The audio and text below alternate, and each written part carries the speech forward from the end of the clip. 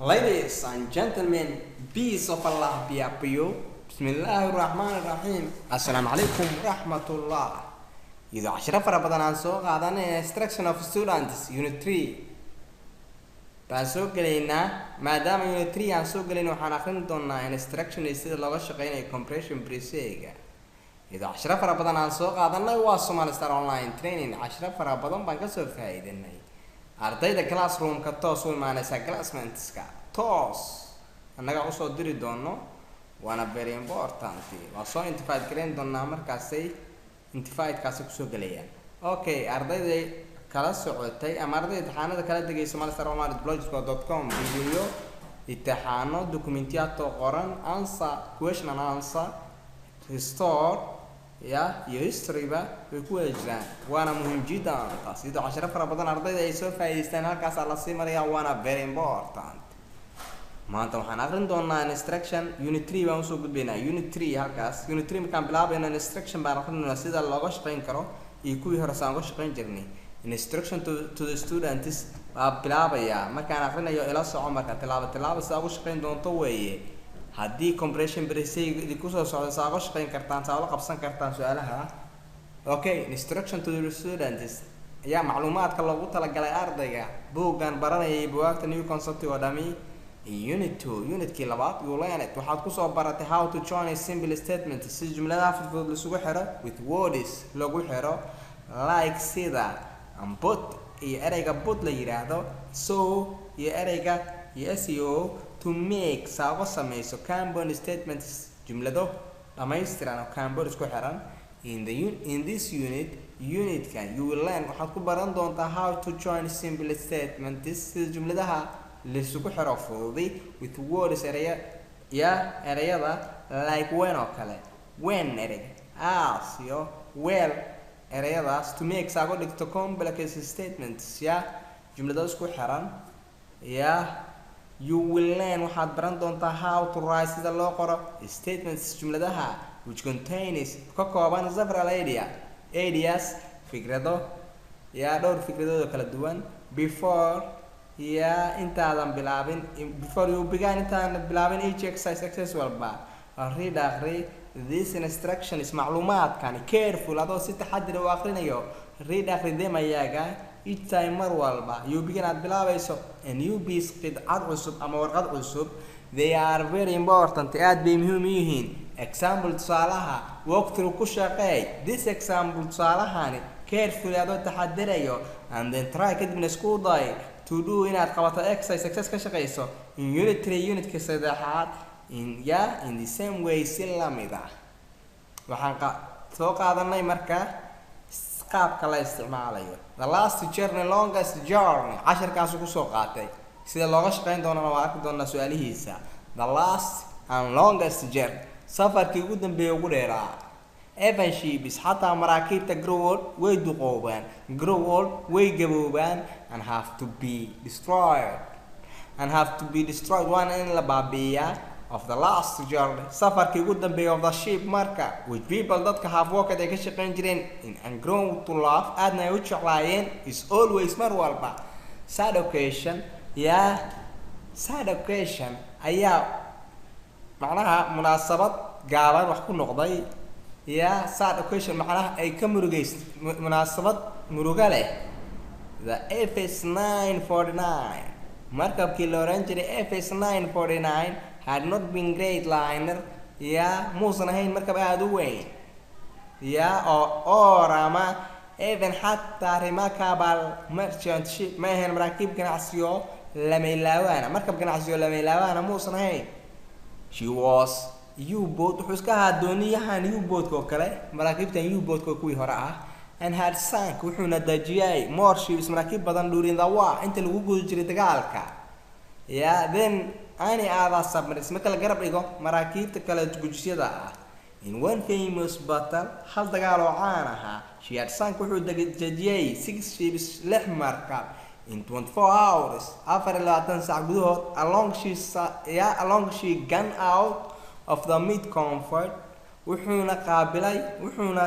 u baxay inuu qaabilo convoy colonial of merchant ship maraakiib ganacsi though inkastoo these ships maraakiibtaasi were protected ay ilaalinayeen by destroyers maraakiibta duqeeya wax the FS 949 markabkii FS 949 ahaa harsaanka wuxuu dejiyay 4 of them afar ka mid ah kuwii ganacsiga before ka hor before she was located intaan la soo ogaan meeshuu ku sugan yahay during the long battle dagaal aad u dheeraa that followed oo dabayaalay 2 of the destroyers laba gujiso ama laba kuwa wax duqeeya warsanka ayuu dejiyay and the little submarines iyo hal markab oo yari was only slight ayaa wax yar un la gaarsiiyey and little submarines iyo gujis yari was only slight ayaa si khafiifa damage loo dhaawacay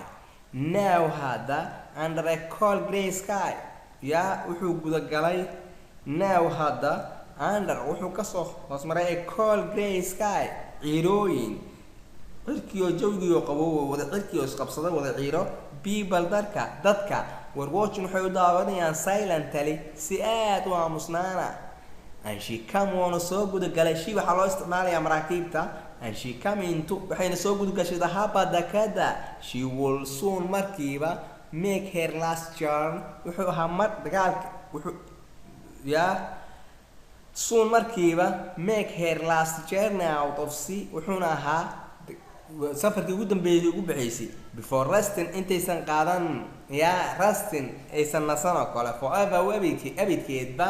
in the depths gun she knew a garan jirtay so well saada markabka shii lagu isticmaalayaa waan fahanay marka the last and longest journey intaas oo cashir ku dhamaaday bal fiiri su'aalahan sida looga shaqeyn doono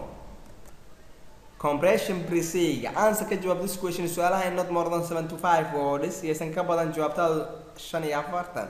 marka wuxuu ku soo koobay 74 baa si uu ku soo koobay okay su'aasha koowaad was the FS 949 and all board you miyuu ahaa markabkii FS 949 la oran jiray kuwan doonyahan sida yuuda u sameeysan oo kale or ama new one ama mid cusub buu ahaa waa su'aasha koowaad will you soon be destroyed ma si fudud baa loo baabiin karay ornada amaya what she had done during the war maxay sameeyeen intuu dagaalka guud markii dagaalka lagu guday jiray how many ships had she sunk imisa markab ayay dejisay in 24 hours afar 20 saac in the famous battle dagaalkii caanka ahaa how many merchant ships imisa maraakiib ganacsi destroyed ayaa destroys iyo kuwa and destroys ama kuwa wax duqeeya had shishanka ay dejisay on that occasion markaas ama munaasabadaasi was she slight damage or not si khafiif miyaa wax loo yeelaa maya what were people doing dadka maxay qabanayeen at the FS 949 now can into haba markuu soo galay dekada will be she make me usame her last journey safarkiisa ugu dambeeyay out of the sea or not ubadda kaga oo aan baxay or not ama maya su'aalahani wuxuu ku soo koobayaa oo laga raba 5 iyo 70 words 4 kaas ku soo koobaya bal arag jawaabtu ku siiyay marka answer jawaabti the FS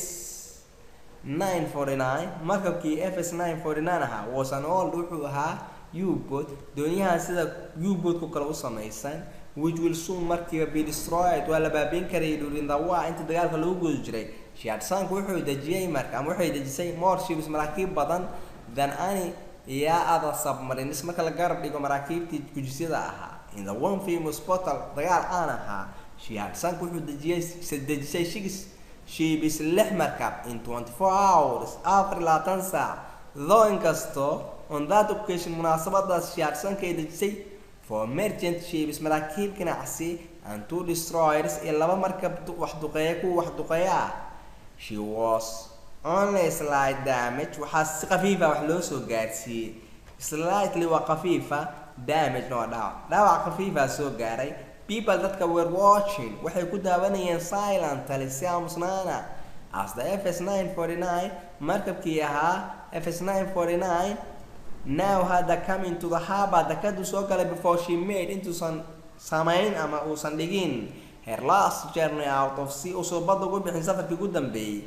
74 words ayaa lagu soo koobay jawaabtii oo dhammaystiran sidaan oo kale la rabaa ardayga inuu ugu shaqayn karo waana Somali Star Online Training. maanta waxaan idin akhriyaa sida looga shaqayn karo ama instruction of the to the students waxay yiraahdaan ardayga macluumaadka loogu talagalay waana very important. casharadii faraha badnaa ayaan ku guda jirnaa waa dhammaan ardayda kala duwan somalystar.online.blogspot.com. waxaan ka helaynaa question and answer haddii aan rabno iyo exercisyada iyo examyada kala duwan kalaas walba isugu jiro waana very important. taasi iyadoo casharo fara badan hore aan usoo baranay halkaas noogu sii ekaanaya haddii lagu soo invite gareeyo emailkaaga soo dirto Somali Star Online Training shabakada waxay ku soo diri doontaa casumaad ama invite waxay yiraahdaan kadibna join baad ku soo sameyn doontaa classroom kana toos u soo fariisan kartaan waana very important. taasi step by step baan u sii socon doonaa sida darteed fi amaan Allah.